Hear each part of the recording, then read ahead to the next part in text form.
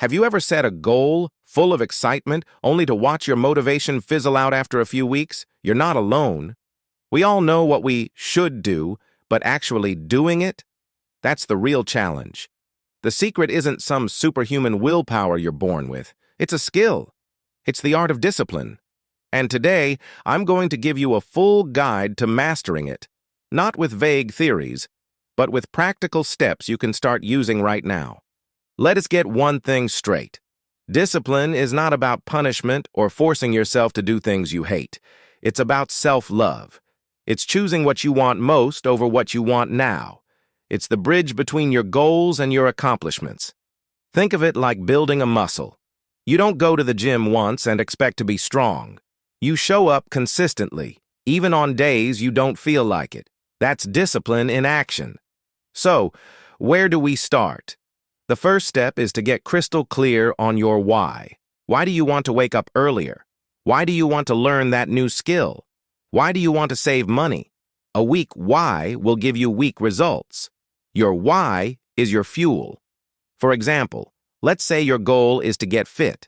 A vague goal like, I want to be healthier, is easy to abandon, but a powerful why like, I want to have the energy to run around with my kids without getting breathless, and I want to be a healthy role model for them. Now, that has emotional weight. It will pull you out of bed on a cold morning when your warm blanket is calling your name. So take a moment, grab a pen and paper, and write down your goals. For each one, ask yourself why 5 times, digging deeper each time until you hit the core emotional driver. This is your anchor. Once you have your why, the next step is to break it down. A goal like write a book is daunting. It's so big, it's paralyzing. But a goal like write 300 words every day? That's manageable. This is the power of micro habits. Instead of, I'm going to master the guitar, start with, I'm going to practice my scales for 15 minutes every single day. The legendary comedian Jerry Seinfeld used a similar method to write jokes. He got a big wall calendar, and for every day he wrote, he put a big red X over that day.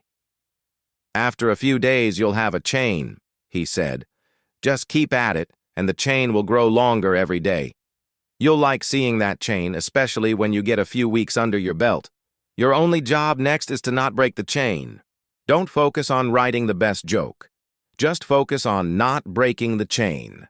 The consistency itself is the victory. Now, let's talk about the environment. This is a game changer.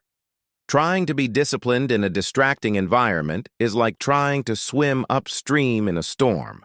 You're making it unnecessarily hard on yourself. If you want to eat healthier, don't stock your pantry with junk food.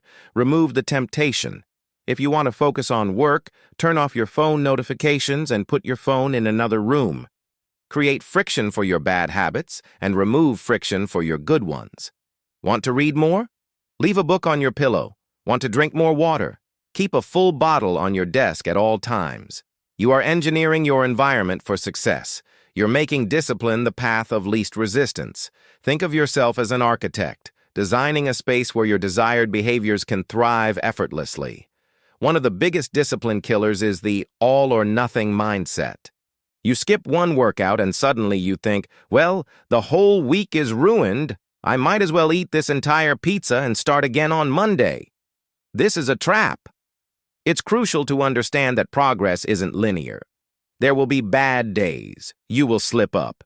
The key is not to avoid falling, but to get back up quickly. A single missed day is an anomaly. 2 missed days is the start of a new, undesirable habit. So, the rule is simple. Never miss twice. Had a cheat meal? Make sure your next meal is healthy. Missed a workout? Make sure you show up the next day, even if it's just for 10 minutes. Forgive yourself for the slip-up and immediately get back on track. Perfection is the enemy of progress. Consistency is your true North Star. Let's put this into a real-life scenario. Imagine Sarah, who wants to build a side hustle as a freelance writer. Her why is to save up for a down payment on a house, giving her family security. That's a strong why. Instead of a vague goal like, start my business, she breaks it down. Spend 1 hour every weekday evening on my business. To architect her environment, she sets up a dedicated corner in her apartment as her workspace. At 7 p.m., her phone goes on Do Not Disturb, and she closes all social media tabs on her computer. She makes it easy to start. Last week, she had a terrible day at her main job and felt too drained to work on her business. Instead of writing it all off, she remembered the never miss twice rule. The next day, she showed up even though she was still tired and just spent 30 minutes organizing her client list. She didn't break the chain. By focusing on her why, breaking down the task, controlling her environment, and avoiding the all-or-nothing trap, Sarah is building the discipline muscle day by day. She's not waiting for motivation. She's creating it through action. Another powerful tool is accountability. It is amazing how much more likely we are to do something when we know someone else is watching.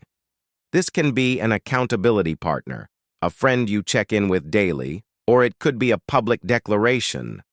Start a blog about your journey or post your progress on social media. When I was training for my first marathon, I told everyone I was doing it. The thought of having to tell them I gave up was a more powerful motivator than the thought of running 26.2 miles. You're raising the stakes. This external pressure can provide that extra nudge you need on days when your internal motivation is low. It adds a layer of social consequence that makes it harder to quit. And finally, reward yourself. Discipline isn't about endless, joyless grinding. It's about achieving your goals. And when you hit a milestone, you need to celebrate it. This reinforces the positive feedback loop in your brain. Finished a week of consistent workouts? Treat yourself to a movie night or a new book.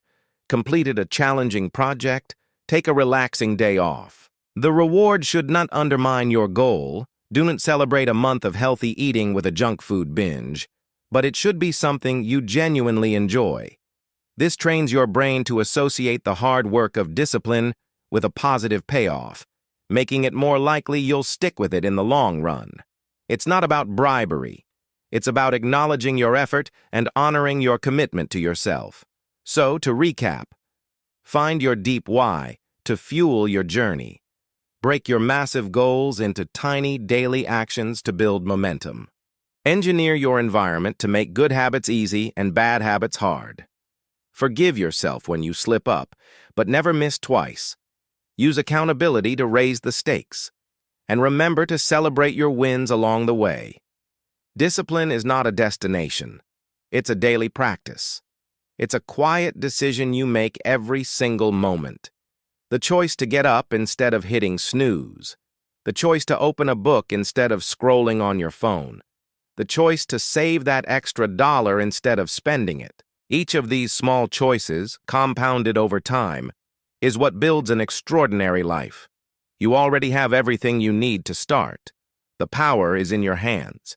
Thank you so much for spending this time with me today. I hope this guide helps you unlock the next level of your potential.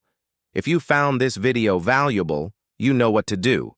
Hit that like button, share it with someone who might need to hear this, and be sure to subscribe and click the notification bell so you don't miss our next video. We're all on this journey together.